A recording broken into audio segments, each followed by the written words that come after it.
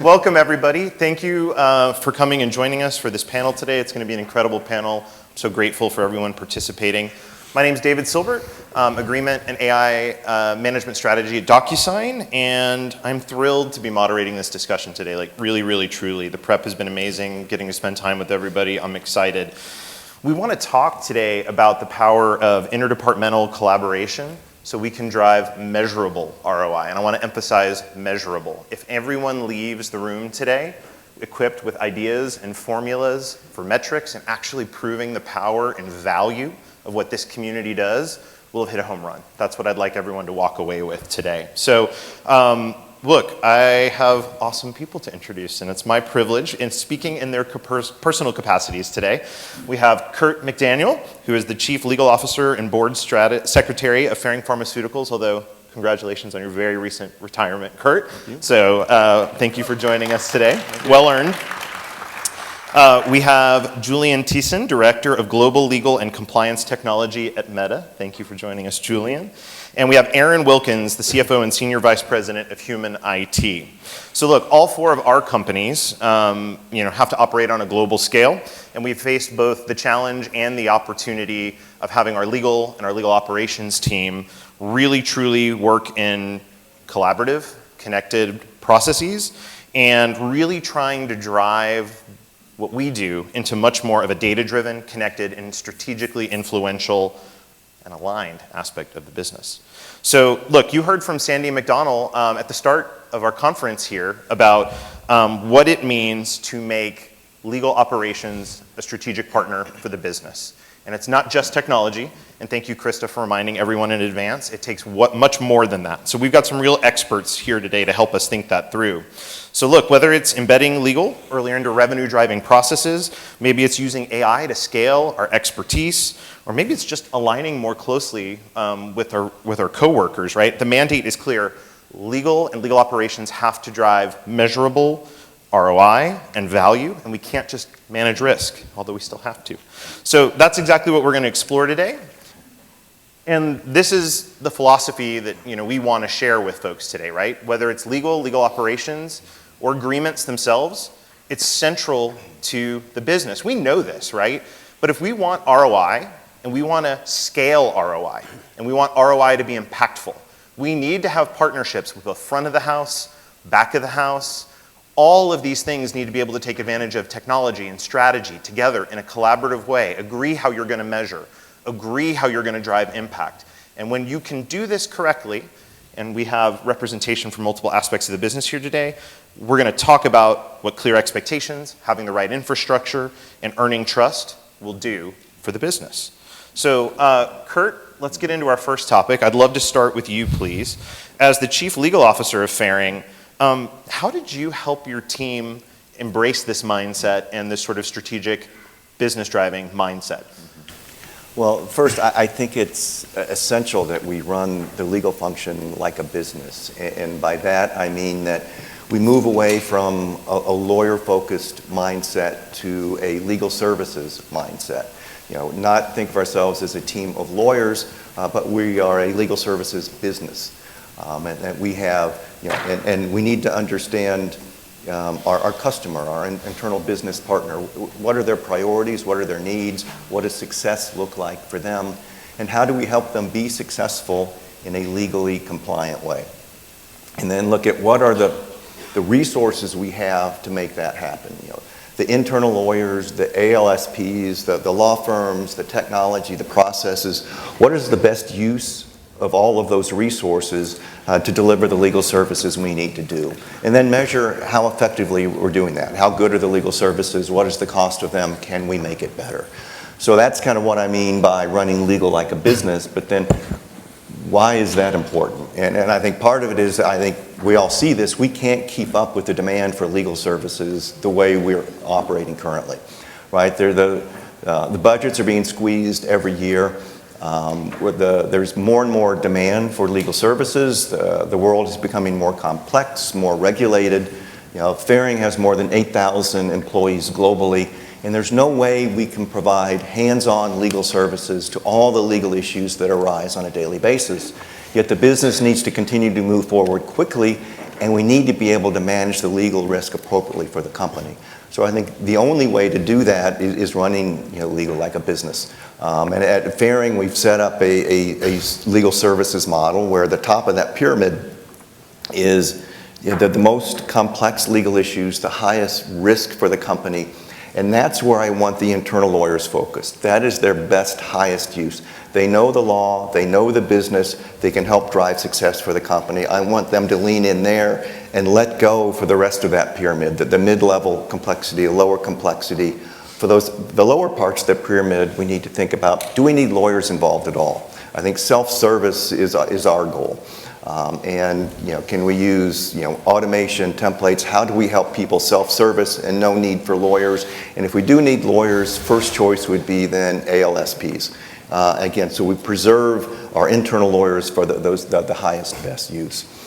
So I think if we're being driven to do that by the pressures, but I think we should also want to do that, right? If you can provide better services, faster, cheaper, why wouldn't you do that, right? You can do your job better, you can make the business more successful.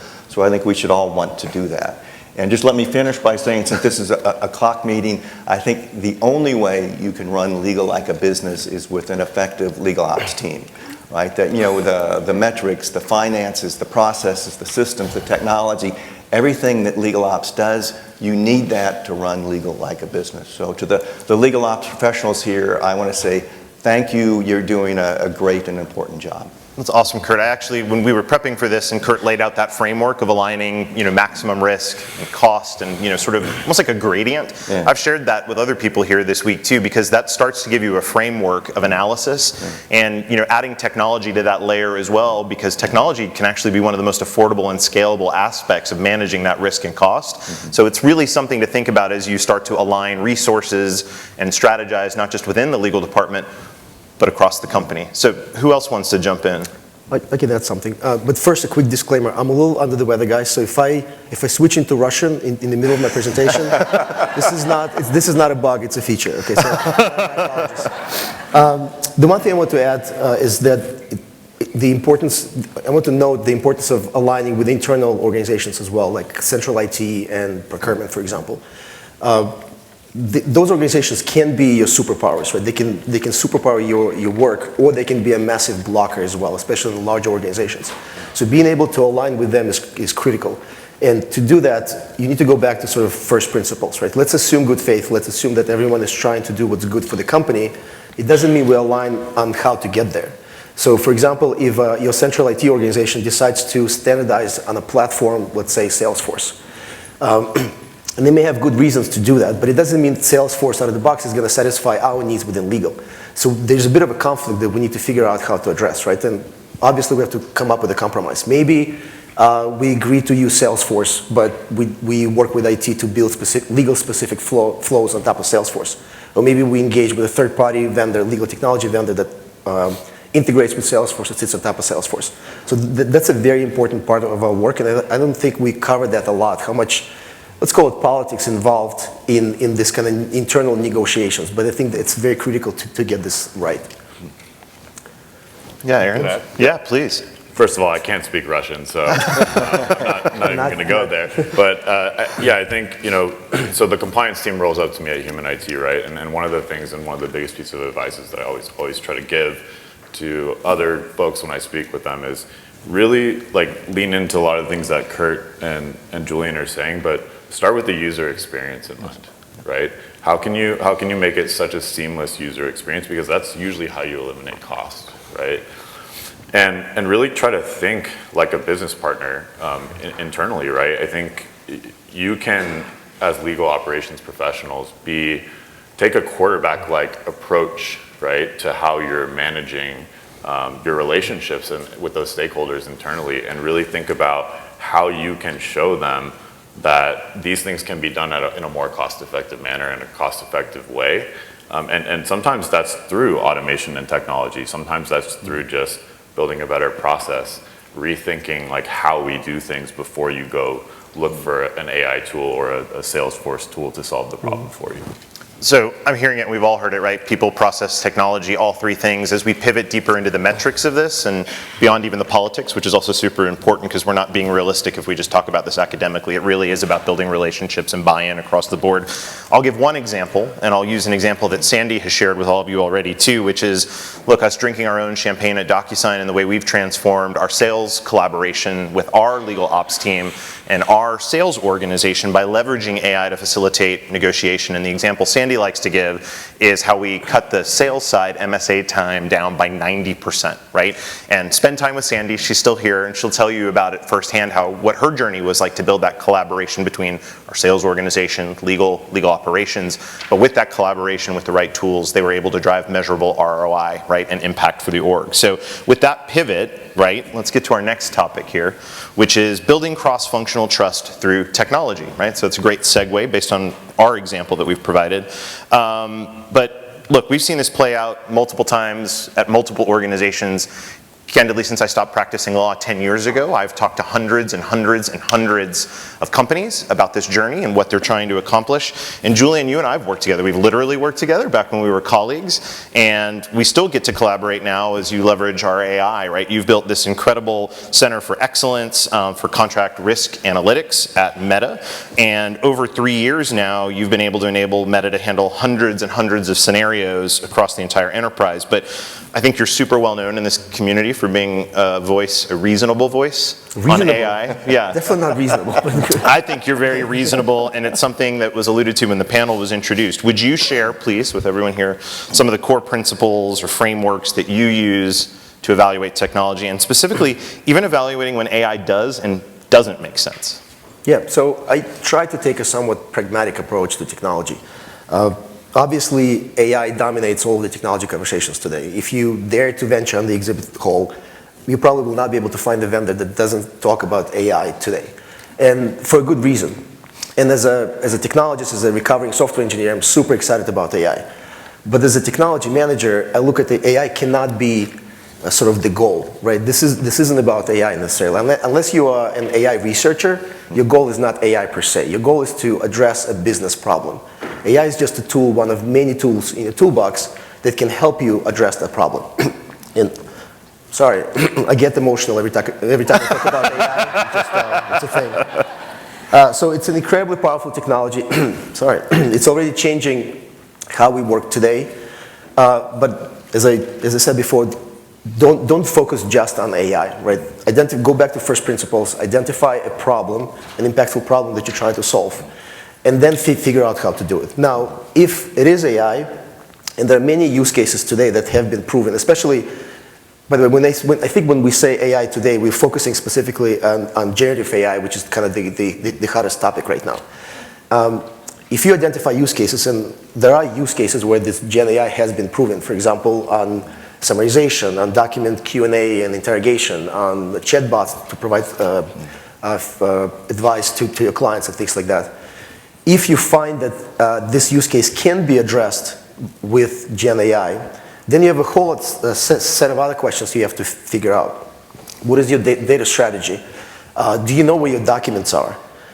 Do you have a process to maintain those documents up to date and things like that? My favorite expression that probably a lot of people have heard me say before is that, about AI is that artificial intelligence is no match for natural stupidity. This is not meant to be offensive, just to be clear. This is really the way I interpret it is take care of the basic things first. If you don't know where your contracts are, they're all over the place, maybe deploying an AI-enabled contract analytics solution is a little premature for you. Right? Take care of the basics first and then move on from there. I'm going to use my notes, and I'm going to use the excuse I'm not feeling well, okay? So how do we get there? The easiest way to do is, in my experience, is to start with experimentation. Do very quick use cases. Even if they fail, that's okay. Assuming you are in an organization that supports this kind of experimentation or maybe celebrates experimentation. Because you will fail. You will fail multiple times, so it's very important for your leadership to support you. But doing those quick experiments will help you get up to speed quicker and identify those use cases faster. I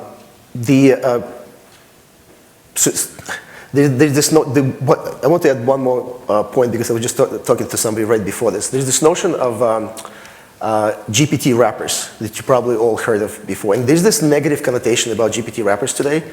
I honestly think in a few years, that's all we're going to have.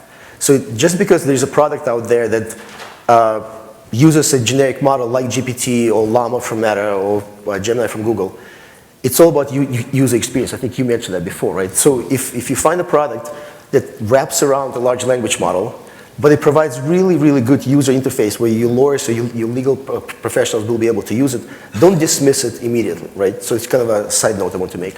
It's a really good point. I want to add to that, right? As we have invested heavily in the last 2 years, we were lucky enough to announce the acquisition of Lexion here last year, and we were super pumped about that. I know there's a lot of fans of that technology. We've been incorporating not only what we've done historically with AI at DocuSign, but what Lexion brought to the table. And for us, when we talk about platform AI at DocuSign, we're talking not just about the proprietary things we bring to solve problems around AI and structured data and all of that value we can add, but we have to take that same approach, candidly. We have to, one, listen to all of you.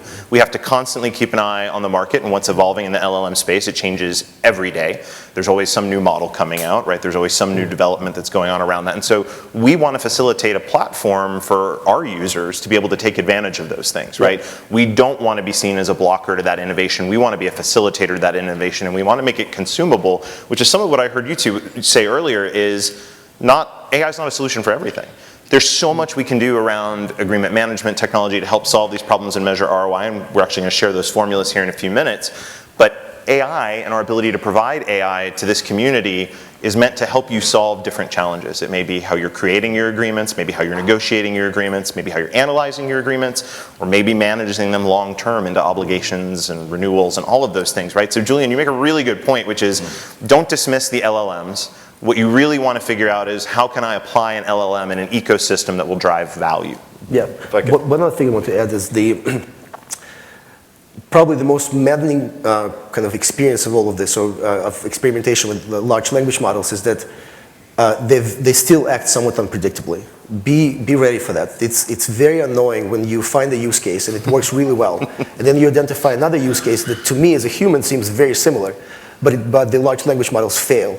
It's extremely annoying, it's maddening, but it's going to happen. So don't get discouraged, that's part of the process. Yeah, I've watched friends of ours pull their hair out when they thought they had a prompt right, and like the fourth time they ran that same prompt, it got a different result. I mean, you remember my luscious hair. I do, it was magnificent.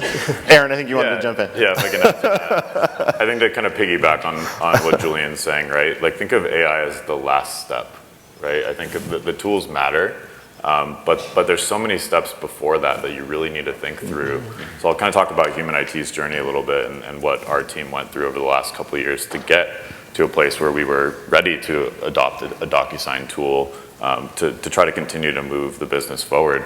You know, we really looked at like a long-term 3 to 5 year roadmap and said, what needs to happen on that roadmap, right? So start with that plan and that goal to really think through all the things that need to happen before.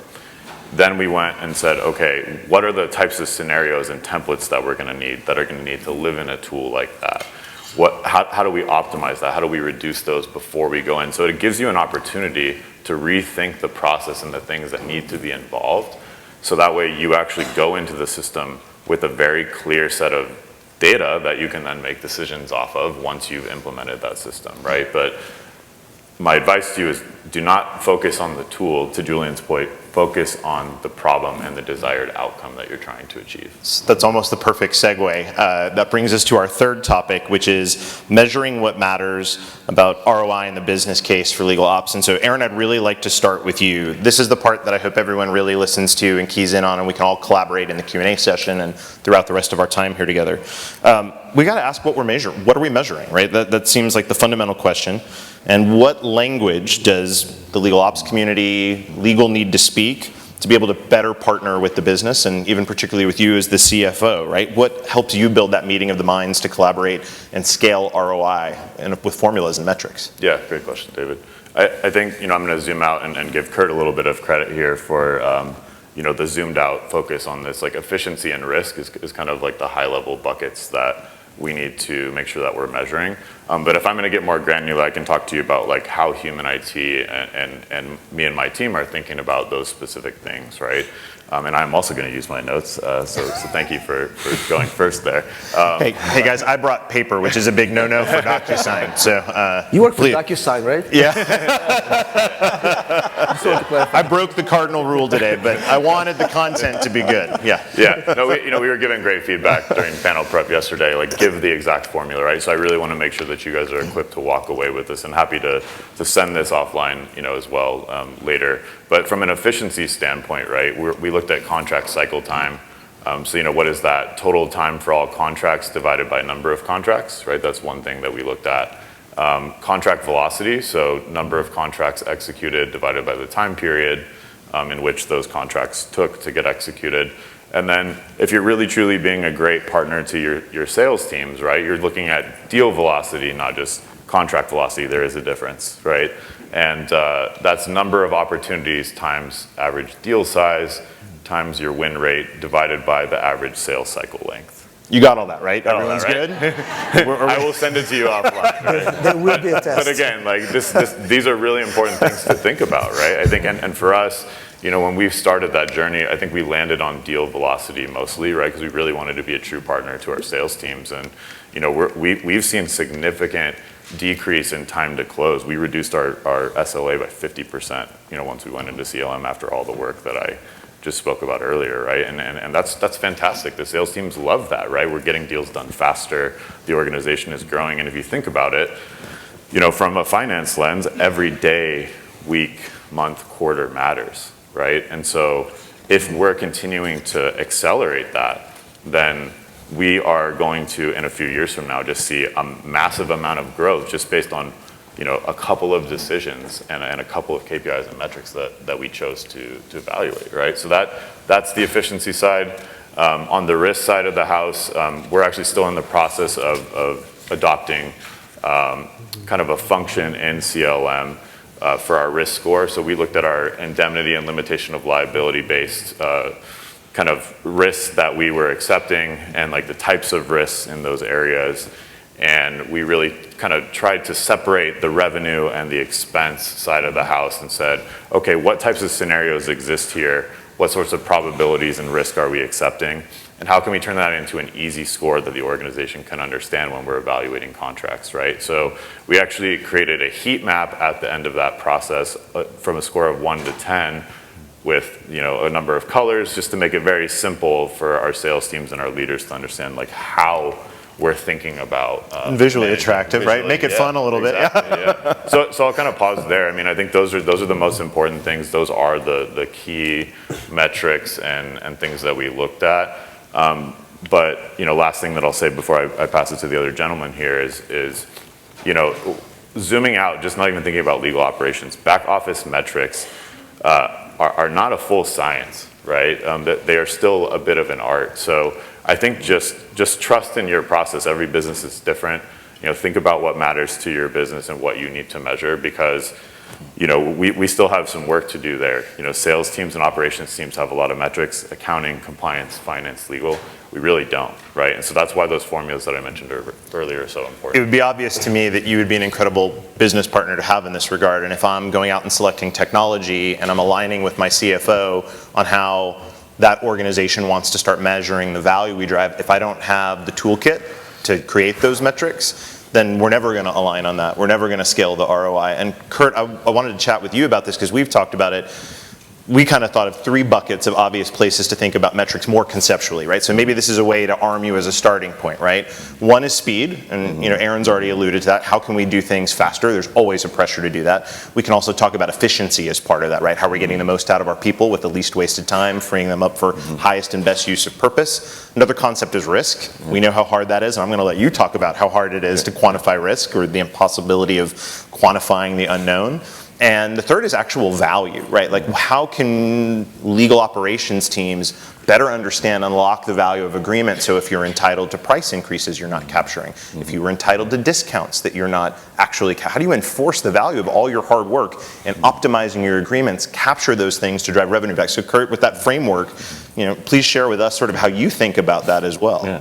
Yeah, well, one of the metrics we use is how successful are we being at that service model we talked about, that pyramid, and part of it is, are we actually removing lawyers from the process? So one of the metrics we use in our contract management system is, were lawyers involved in any way in this contract? And in 2024, in all the agreements that went through our contract management system, 70% of the time, no lawyer ever touched that agreement, no lawyer ever saw that agreement. And I see that as a big success for our model, because those, again, the risk is bounded. It's certain types of agreements, it's below a certain value. If it blows up, it's not the end of the world. We're aligned on the risk there. So I think that's very successful, that we're getting lawyers out of the way when they're not really needed. In terms of risk, I think it's hard, because part of my role as CLO is to manage legal risk for the organization. And a lot of work goes into that. And if you're not successful, right? Something blows up, everyone knows it. But if you are successful and things are running smoothly, the CEO, the executive committee, they may not realize how much effort is going into making sure nothing is blowing up. But there are a lot of metrics you can use, from the contracts, the speed, et cetera, to the how many patents or trademarks have we filed, how many data privacy incidents have there been, how many training sessions, how many global investigations, which countries, which issues, how many sales rep ride-alongs have there been. There's all kinds of data you can show that, we're training, we're monitoring, we're following up. This is all the work, all the effort that goes into mitigating risk. So I think they start to appreciate it. And it also builds trust. We talked about trust earlier, is they see that you understand your legal services business and you can manage it. Yeah, it's awesome feedback. Also note that you have a panel up here that's 75% lawyers, all reducing the amount of lawyer content that we have to do in the world. So that says something, I think. Well, can I make one though? But we're not getting rid of lawyers. That's right. There's plenty of work for lawyers. Don't worry about that. Yeah, it's really about, and this is why we joke about it, right? I'm passionate about this as a lawyer because there's so much time we lose in our job every day trying to find a document you need when you need it, right? It seems like low-hanging fruit to fix that. Returning that time to go back to the reason, why we all decided to either practice, join in-house teams, be a legal operations team, is really about getting the best out of what we can do. And when we get that best out of what we all wanted to do, we're happier in what we do. Because I think it's fair to ask, has all this innovation actually made us any happier in this profession and in this field? It's a big question. We're not going to answer that one today. But there's really an opportunity here with technology and this kind of thought that you all bring into it to change the way we all work and measure that impact and make everybody also just happier in what they get to do every day. Julian, anything else you want to add on this topic? Just a quick note. Hard metrics are awesome. Hard metrics based on mathematical formulas are even better. A lot of times you won't be able to get there, or maybe you get there, but you can always augment those metrics or replace those metrics with the softer story as well. When we deal with risk mitigation, when we deal with cost avoidance, proving a negative is very difficult, right? And coming up with a specific number. So figure out the softer story to your impact. It's compliance with laws, compliance with regulations and things like that. And depending on what's important to your company, that's the story you should make. So my only note is just don't forget about the softer part of metrics as well. If I can add one thing, metrics support the story doesn't support the metrics, right? So we're not going to fight over this. But I 100% agree with you, right? I think you're absolutely right. The story and the why really matters. You're sprinkling in the data from the metrics to tell the story better, right? So like our CFO says, numbers don't lie, and the lawyers are like, watch me tell a story, right? That's awesome. Thank you. So I want to have just a fun sort of open set of questions we're going to share here because, look, we had a great opening keynote and AI was front and center of that conversation. The reality is it's here, right? We all just have to acknowledge it. So I love our feedback, which is study it, learn it, get good with it, but it's not going to be a solution to all your problems. So I just want to open up a couple topics for the panel to discuss here, and then we're going to save time for Q&A here at the end. But this should just be fun. We're going to go round robin here. 2 questions. Y'all can take them however you want. First is, what are some pro tips for evaluating some of the new technology we're seeing out there, strategically even, right? How do you maybe even sample efficacy? How do you pilot things? How do you think about it? How do you make those choices? And another one is, how do you see AI, agentic AI, all the things in the opening keynote, right? What is your perspective on the influence of those changes in legal operations? So who wants to jump in? Kurt, you want to start? Sure. I'm thinking on the second question, kind of the influence of all that. And part of it is kind of the adoption of it in the legal organization, because I think change management is critical to all of this that we're talking about. And I've been a lawyer for a long time. I know no lawyers. Change is hard for everybody, but I think it may be particularly hard for lawyers. It's a profession that has a lot of tradition to it. And like I said, I don't think we're going to get AI or technology is going to get rid of lawyer jobs, but it will change the way we practice law. And I think that change is sometimes challenging for people. It is, again, getting back to that services pyramid that I talked about, that it's letting go of some of that stuff. Lawyers like to be hands-on with they call them clients, their business partners. Every issue they have in that pyramid, they like to be working with their partners. And we need to make sure that they let go of some of that, and that actually AI and legal tech empowers them to do more. They can let go, and they can make their business partners even happier by doing that. Yeah, and we also have that ethical obligation around all this stuff too. So I like to think of all this emerging technology as, if I handed you a scientific calculator, right, but you didn't understand the fundamentals of the math in the first place, that would be a pretty useless tool to hand to somebody. So, you need to know what you do, and you already bring a bunch of expertise to the table. So how can that new technology augment what you do? But also, you have the ethical obligation if you happen to be an attorney or you're supporting a team of attorneys or doing operations for that group.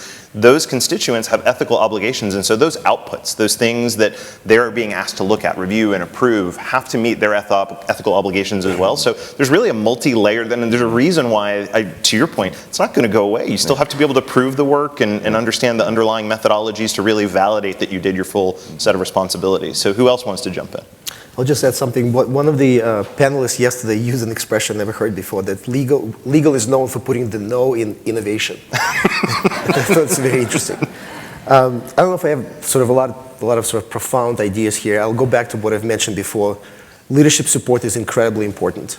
You're going to fail, as you try to use these new technologies, you're going to fail multiple times. Getting that leadership support is critical. How to get that support, I don't know. It really depends on your individual circumstances, right? Personality is involved, the mission of your department, the mission of the company, right, and so on. But it is critical to try and get it. And a couple of other basic ideas, again, as I mentioned before, start small, try to get some quick wins and get your stakeholders excited. Once they're on board, it'll be a lot easier to move forward. And a lot of this, you probably notice, have nothing to do with AI. These are principles that we've used for the last 20, 30 years to implement any new technology. So I think they're still applicable in this space. And then about sort of the future, I don't know what's going to happen. It's difficult to make predictions, especially about the future. I will say that I'll stick to the technology side. I know that there will be a lot of consolidation on the technology side. If you go to our exhibit hall, I'm sure in the next 2, 3, 5 years, the market will change dramatically. The vendors who are in the room today, you guys are going to be fine for sure. But what's going to happen in the larger industry, I'm not sure. And the other prediction I can make, the billable hour is not going away. It's going to be here for many, many years. That's it. Yeah. Aaron, anything you want to add? Yeah, close us out. I think the umbrella that we've been talking about this whole time, right? If you kind of think about the different things that the three of us are talking about, is the user experience. I'm going to keep coming back to that, right? Really start by thinking through that. Like, what user experience do you want to create? How do you want people to feel when they experience like dealing with that tool or that process? And make sure you're really trying to solve the problem, right, that's in front of you, and have a very clear desired outcome in mind of what that's going to look like at the end of that journey, right? And so I think that's going to, from a finance perspective, that leads to less handoffs, less touch points. There's a cost associated to all of those things, right?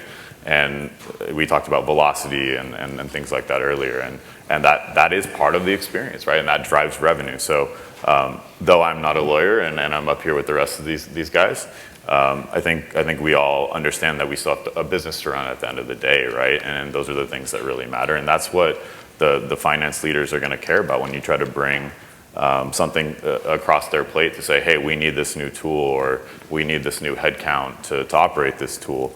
We're all constantly being asked to do more with less. So if you don't have those things in mind and you can't tell that story clearly based on the user experience, the problem you're trying to solve, or the opportunity that's in front of you, really, right? you're not going to get the money for it, right? So the future, I'll close this out with that piece of it too. You know, when we were talking about this during panel prep as well, I don't believe that AI is a future topic. It is a current topic, right? And so we have to understand that it's here right now, right? And how you choose to wield that is going to set you apart from the rest of the community. So, you know, we talked about this a little bit, I think both of you guys mentioned. AI is going to just change the way we operate, right? I like to think about this, and I've heard multiple talks on this subject, where AI is just the next electricity or internet, right? And it's going to allow us to do more value-added work. And so something that, you know, we did at Human IT a couple of years ago, even before we started talking about the compliance-based tools, was I started actually asking my accounting team, how can we shift you guys to more strategic advisory-based roles across the organization as we continue to add this new technology, these new technologies and tools. And AI is just going to do the same thing, right? It's just going to allow you to do more volume, more work with less. And so don't look at it as something that you need to think about 3 to 5 years out. You need to be thinking about it right now, right? And you know, the last thing that I'll say is really like for the leaders in the room, right? You need to make absolutely sure that you are certain about how you are evaluating where that's headed, and how are you making sure that your staff has the ability to upskill and be involved in some of those changes that are happening regardless of what business that you're in, because that is your job and your role as a leader to prepare your people for the future. If you're not doing that, you are failing as a leader. So please, my call to action to the leaders in the room is like, make sure that that is a clear takeaway from this conference, that you leave and you make sure that you have a plan to build for your people, because that is your job. That is your only job, is to eliminate roadblocks and barriers, and AI is the freight train that's coming down the tracks, right? Well, all right, this is perfect. So we're getting to Q&A, but I would be totally remiss if I didn't thank the panel, thank all of you for attending, and particularly this panel, which to me is like the absolute dream team and vision of how interdepartmental collaboration, when you have legal represented, you have legal operations represented, you have the CFO here represented, and you have technology represented here, right? Like for us at DocuSign, we can't build the framework that you need without this vision, right? If we are not providing a platform where AI is central to how we can let you consume it when you need it to drive these efficiencies, to let you measure, to connect across teams, to collaborate better, to connect to other vital business systems with our platform, whether that's CRM or ERP, you have to measure data. And at the end of the day, we're all kind of in a data business, right? If we're not selecting the tools, the platforms, the thing we need to help you measure all of these things, it's just that much harder. There's lots of choices, right? But for me, I think for us, this is a North Star, and I really appreciate you all sharing your point of view and the metrics with the audience. So with that out of the way, we'd love to open it up to Q&A. I think Krista's here with a microphone, although, Krista, I don't want to have to sprint all the way to the back of the room, but if anyone has questions, please come up or raise a hand for the panel. Oh, not this guy. Oh. I'll be kind. Thank you, Mark. First of all, great session, guys. Thank you very much. And so Mark Ross with Deloitte. And you all touched on this topic. I'm wondering if you've got a really, really practical suggestion for the folks in the room. Many of the folks in this room, one of their responsibilities is going to be creating a digital roadmap for their legal department. 2 years ago, as recently as 2 years ago, if they were creating that roadmap, generative AI technologies were largely not commercially available. Right. Given the pace of change, given the absolute proliferation of new technologies week in, week out in this space, what practical suggestions do you have for legal operations professionals whose job it is to create that digital roadmap? Is there a new way that they need to look at conducting market scans? Are there new ways that they need to, every 6 months, refresh this plan? Sure. Any practical suggestions? Sure. Who wants to go first? Well, I can give a perspective, from the CLO perspective, what I expect from my legal ops team. One is, yes, so there's a lot of noise about technology change, AI, et cetera, but first focus on the basics, right? We need to run the business. You know, let's build our processes, our systems, et cetera. Make sure that's working. But also, yes, then keep an eye on what's changing in the marketplace. And getting back to, I think Julian talked about experimentation, right? Explore what's going on out there. Maybe do some pilots with your legal tech vendors, things like that, so you know what's going on and you understand the potential today of technology and the potential tomorrow of technology, and that you're ready tomorrow. And like I think Julian also mentioned, that you need to prepare for that, right? So tomorrow's going to come pretty fast, and you need to prepare for that. Like at Faring, you talked about where your contract's located. Right. So a year and a half ago, we hired a legal data scientist to start pulling together our data. Contract management data, e-billing data, et cetera, build a data lake with our IT group. And so right now we're using kind of normal technology to assess that, but we're ready for AI. So I think we need to explore, experiment for the future and be ready, but don't get overwhelmed by all the hype. So we need to balance it a bit. Yeah, you can't keep up, right? I mean, and I'm sure you're going to weigh in on this, because I know you go through more GPUs than anyone I know personally. But I mean, I'll just say for us, it's like, and I alluded to this earlier, we have to provide a platform that is adaptable to that, right? It is that plumbing to handle, or the wiring to handle that electricity, because this will keep changing. So how can we facilitate the platform? For us, it's Iris, our agreement AI platform, our engine, right? How can we bring those other things into your ecosystem for you, help curate those things for you, and build trust and transparency around the way we do it? Because that onus can't be on you as a legal operations team every time there's a new article about the latest LLM and its benchmarking to then have to go pilot each of those. Like, it's just not possible. So, I mean, we want to try to meet you all in service and as best we can to be that trusted partner to help you with that and give you an ecosystem that you don't have to tear down every time there's new innovation. We add it to the plumbing. But just a quick thing, if you structure your roadmap around problems and outcomes and capabilities, it will be a little bit more stable, right? The technology will come and go, but if you need contract analytics in your roadmap or in your department, right, contract analytics should be the goal. How you get there will change, right? You have a vendor today, you may need to swap out with a vendor tomorrow, but that should not impact your overall vision and structure, right? Define the capabilities for your department first, and then you'll need to figure out how to fill those capabilities with the products. It's impossible to keep track of all the technologies on the market. I used to have a mind map 10 years ago of all the legal AI vendors. I gave up about 2 years ago. Someone, I think it's Legal Tech Hub, came up with an infographic where they have 400 legal tech vendors that do AI. It's impossible to track today. So it's a losing battle. If you build your roadmap around technology solutions, it's going to be very difficult to maintain it. The Legal Tech Fund and Zach Posner has a pretty strong one too. I think they may be around, but they have a pretty good map that they try to update from time to time too. Yeah, I'll add two things. Our CEO says this, and I've kind of adopted this saying: flexibility is the new stability, right? And I think to answer your question about how often are you looking at it from a practical standpoint, every day, right? every week. When I meet with my teams, we have a standing thing in our huddle boards, where we look at that and we say, how are we doing, with these things at a high level, and then if I don't get a clear answer, then we drill down into the project and we look at, like, how are we doing, what sorts of things are we doing in that space. Once the project goes live, then we have a standing board where we run innovations through that, right? So that's the first piece, tied to the flexibility and stability, right? To kind of round that out. I think the second thing is